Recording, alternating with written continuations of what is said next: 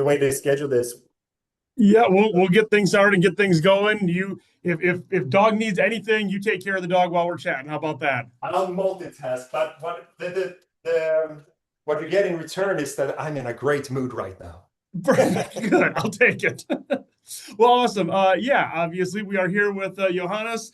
Avatar back in town April 29th, man. I am so excited. When you guys were last here in 2023, it was definitely the show of the year, and I am looking forward to it again. Well, thank you so much. I look forward to come back. What people hear in the background is a very hungry dog, and it's not due to neglect. I will explain to your listeners that she's been unwell the first half of the day. It's first half of the day where I am because time zones. And now she is her old hungry self, meaning she seems to be doing way, way better. So everything is fantastic. And yeah, I'm looking forward to the tour. Yes, and way better means it's time for food, obviously. Yeah, because she was very skeptical to the food earlier today. So now we try how she will react. So, Well, and I put still the special stomach paste. But hey, we should talk about my band, right? This is not we should. I our mean, we can talk show. about dogs if you want to, but no, we'll talk about Avatar. So again, the last time you were here was 2023. The Dirt I'm Buried In kind of just came out right around that time, and then that year it hit number one. Since then, has everything changed? Has nothing changed? It's been a few years. So since that moment hitting that number one, what has that meant for you guys? It was a good, nice day. It was a happy toast. It was a testament to, I mean, if you ask me, and if you ask 16-year-old me, we were always the best. We were always number one in my mom's heart and whatnot. That being said, yeah, it's nice recognition to get. It's a nice recognition to all the time we spent in the United States and the people we worked with and just our keeping on, keeping on. Here you go, Lily. Let's see. Yep. She's good. All right. And so it's a lot about if everything changes, dude, the thing is, I'm in this band every day, right? So I don't know, like I all those changes stuff come gradual anyway, if that makes sense. Mm-hmm. So I don't know if I noticed anything. And you also get blind. Like, so we just now before starting this US tour we're doing, we uh we did Europe now in the beginning of the year. And we have grown in Europe as well. And returned to these venues that's, sold out so and so many people and like, this is pretty small. This is actually where you opened for so and so. No, that place was huge. Can't be the same place. God, can't be the same place. No, yeah, totally is the same place. So so so you just get blind to things. It's whatever you do a couple of times in a row becomes the new normal. Sure. Well, I will say that song in 2023 was the most played song on iRock 93.5 right here in the Quad Cities. So Well, thank you for playing our stuff. Much loved it and appreciated. absolutely love what you're doing now with Don't Go in the Forest, the new one. So when you were so you got done with that, then you started doing the new album. When you were putting this Hmm. together, was it music that you were just building over the course of years, or did you just sit one day and say, I want to do this one in the style of a Viking song. Let's do this one like a Revolutionary March, and let's just put them together. Or was it over the course of time that everything just kind of came together for the album? More of the latter, I would say. I think the way there seems to be a pendulum swing for us that happens, that every other album starts with a plan. And then the albums in between, we kind of see where we end up.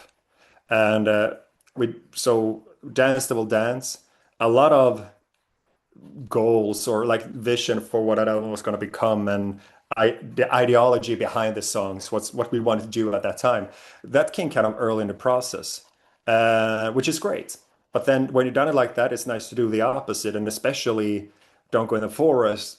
I really leaned into the idea of letting the subconscious write the song, trusting intuition. You know, the saying, trust the process. I really did that and put it in a way of like trust what's beautiful, which of course very subjective, but in terms of words and music, it was just instead of feeling I needed to have all the answers right away, I yeah, about what songs are about. I instead, just see where they took me. And yeah, like you say, sea shanties, that's the opening track, Captain Goat. And it was Tim wrote those riffs. And in the best cases, when they come with riffs to me, if it paints if a little movie is playing in my head, right? That's the beginning. And you see those nighttime black waves in the music. It's a bit trippy, and I just start humming along like he and from that phonetically from the he who row boat row boat goats, kind of and then what is it about? I don't know. And then when it's done and like uh-huh. you know Nice. uh and it all kind of ended up making sense to me at the end of it. So it's been every album has seemed to be tied together, the journey of removing another layer of BS from yourself in terms of what it means to be honest as an artist. Always try to be as honest and as real as I possibly could have been at any given time. But once, you take that a step further and a step further, and I think just working your way inwards, dreams, the subconscious, to let that take the wheel for, in reality, I guess roughly half of the songs of the album. That was the next step. Nice. Well, you mentioned, you can kind of visualize it in your mind. Next Mm. step for me, then, you the way you guys make music videos, it's not Mhm. just hey, we're gonna go stand in an alley and play. I mean, they are No, mini movies describing the song, which I absolutely love. When it comes to making the videos, is this you guys coming together, thinking about the visuals that you want on this thing, on all of them? us together with Johan Karlén, who has been with us since the album and the song Black Waltz was the first music video he directed. Um, Together with us. And I think typically now kind of the form becomes that when the song has been picked, what's gonna need a music video. It's a couple of meetings of seeing like, okay, you got something, I got something. Where are the ideas? How do we react to each other's ideas? And then talk it through. Usually between the three of us. Sometimes someone else in the band has also come with something, but and from that brainstorm, I there are a couple of videos in the past where I had done some kind of, written treatment for it as a result of those things. But it's just that Johan is an actual director, so his documents, I would write a little short story, a little almost like a review of something that doesn't exist, right? Um, but so now the actual writing, the actual script making is in the hands of Johan because then he immediately translates it to the practical things of how to shoot it. But it's been an evolving progress with him. And I'm talking about the latest ones. I am extremely pleased with how do I put it? I am extremely pleased with stuff that we finally have been able to do that I think we we didn't in the past, which is so many of the videos relies on some kind of baseline story, Once upon a time there was and it has to be like I say, a little mini movie in terms of Yeah. plot, which is great. And there are tons of great music videos outside of ours that do that.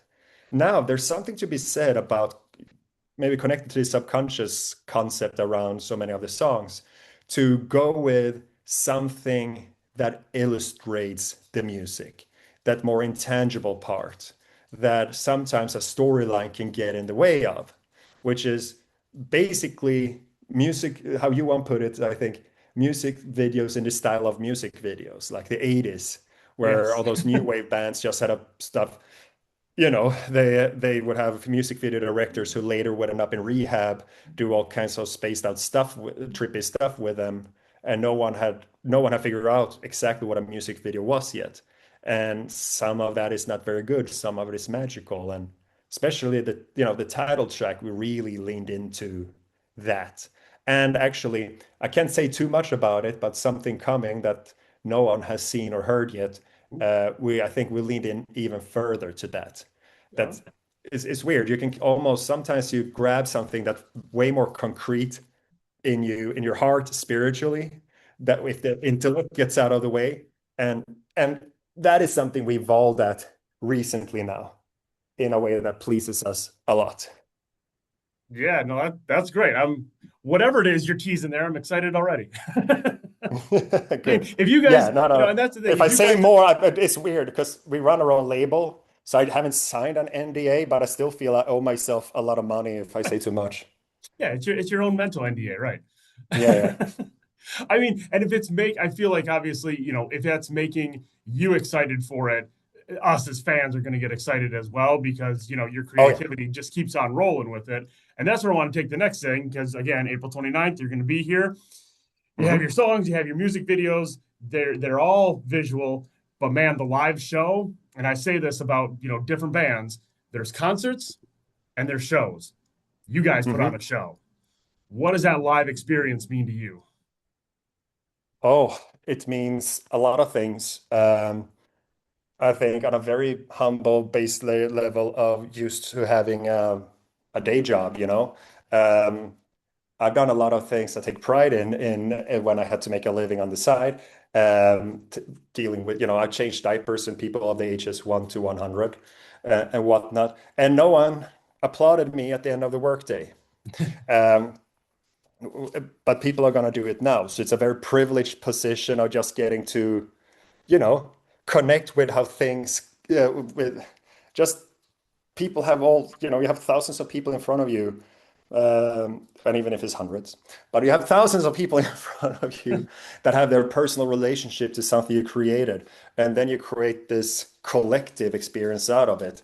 And to really work hard on putting your mind there with people, to really try to embrace that, which can be totally overwhelming sometimes. But um, sometimes you get feel like you get in tune with that. Oh, Yeah, I do some very cool custom changes. The light show is amazing, and we yeah, have we have practiced. it's a full experience for sure. I mean, you're Yeah, you're in the crowd, and I'm sure it changes by venue and stuff like that, but it is a full experience all the way through when you see again an Avatar show. It's not just a concert; it is a show for sure. it Last really thing, is. and then I'll let you go because I know you got stuff to do. We talked Yeah, about the music, the videos, the touring. Out of all of it, I mean, what's the favorite part of being Johannes in Avatar? I think honestly the way things rotate. I remember I think when John and Jonas were there. I wasn't there when we had our second album, way, way, way back when. And by way back when, I mean a year ago, because I'm super young. We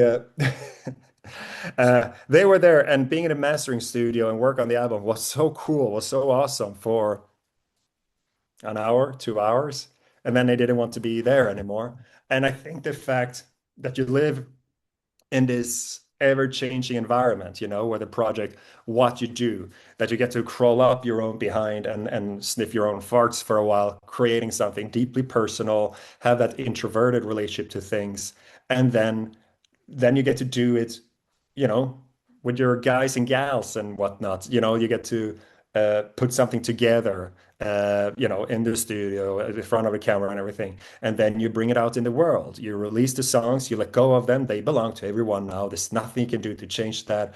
And then you dive into so this whole, I don't know, from seed to little plants blooming out in full bloom and all that, and watch it wither and die, and then let's do it again.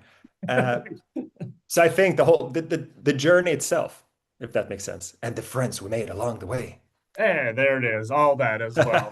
Well, awesome. Well, on the way of the next tour, you will be here in the Quad Cities, April 29th again. Hmm. It's going to be the show of the year. I already know it is because it was the last time you were here, so it will be this time as well. I'm Cool. No glad that pressure. you're no pressure. No, no, not at all. Well, I am glad that you are enjoying what you're doing because we're enjoying what you're doing. So keep on doing it. Thank you so much. Looking forward Awesome. to coming to your Yes. whereabouts. Thank you. Awesome. We'll see you then. Bye. Thank you. Bye.